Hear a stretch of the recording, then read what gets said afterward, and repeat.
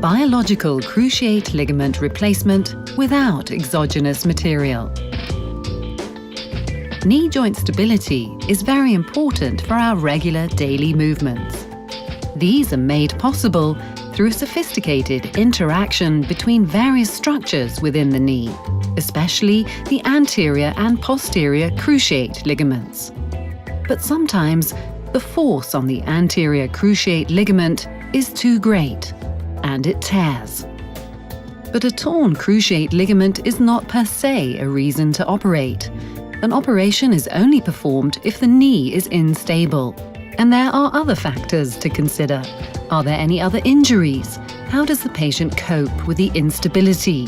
The decision as to whether to operate depends on many factors and will always be reached in consultation with you.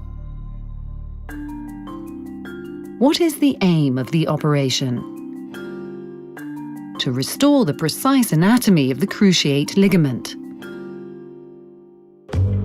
One of the most effective methods to regain the knee's original stability and mobility is to insert grafts from the patellar ligament. It is an endogenous material whose form, strength and function under tension is almost identical to that of the original cruciate ligament. Here on one side we see a real cruciate ligament and on the other the graft to be inserted. The material, the length, width and physiological qualities are almost identical. What is more, during the operation, the anatomy of the cruciate ligament within the knee is copied exactly. This ensures that afterwards the knee will be just as stable as it was before the ligament was torn.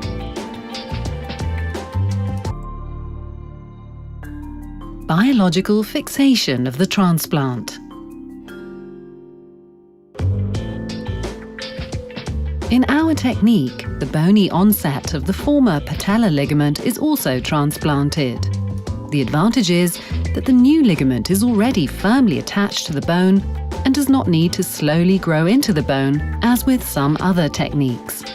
Furthermore, given that identical tissue, bone and bone, are joined to each other, the transplant heals considerably more easily, with the result that the knee can bear loads again much more quickly.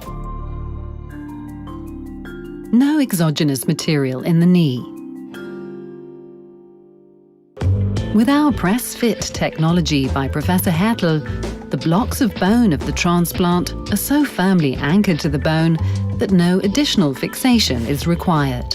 Screws or other exogenous materials are not used. Therefore, they cannot cause complications.